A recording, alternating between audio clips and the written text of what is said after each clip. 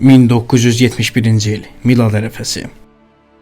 Julian Kopke və anası Lansa 508 reysi ilə Peruya gedirdi. Sakit uçuş atmosferində sərnişinlər milad bayramını qeyd etmək üçün həyəcanlı idilər.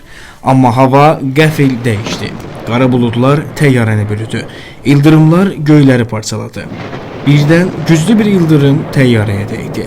Güclü silkələnmə, sərnişinlərin qorxulu qışqırıqları və bir neçə saniyə sonra təyyarə iki yerə bölündü. Julian oturduğu kreslo ilə birlikdə havaya sovruldu. O, saatda 200 km sürətlə 10.000 metr yüksəklikdən Amazon meşəsinə düşürdü. Ətrafında qopan parçalar, havada uçan bagajlar və insanların çığırtıları eşidilirdi.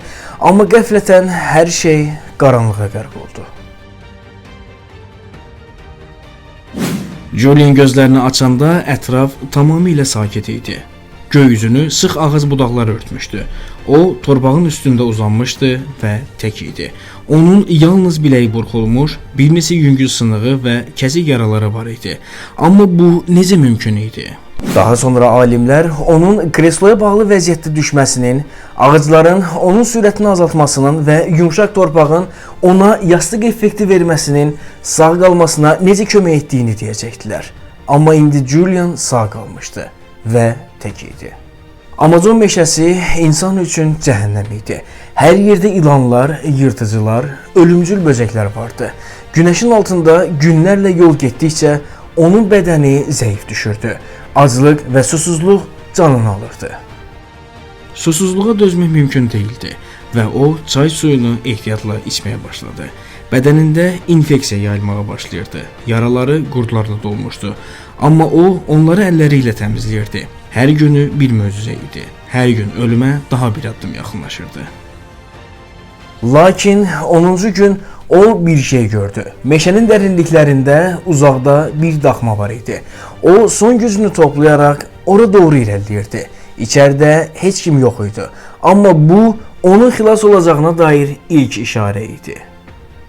Bir neçə saat sonra balıqçılar gəldi. Onlar onu görəndə gözlərinə inanmadılar. Bu qız hardan gəlmişdi? Julian zəif səslə onlardan su istədi. Balıqçılar onu qayıqlarına mindirdilər və bir neçə saat sonra onu xilas etmə mərkəzinə çatdırdılar.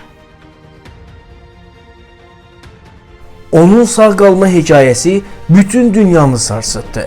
92 sərnişindən yalnız o xilas ola bilmişdi. Julian illər sonra zooloq oldu və həyatını Amazon meşələrini tədqiq etməyə həsr etdi. O, orada böyümüş, o meşədə sağ qalmış və ora yenidən qayıtmağa qərar vermişdi. Bu, insan iradəsinin, möcüzənin və həyatın ən inanılmaz sağ qalma hekayələrindən biri idi. Sizinlə mən Samir Sahidoğluydum. Videonu bəyənib kanala abunə olmağı unutmayın. Görüşərik.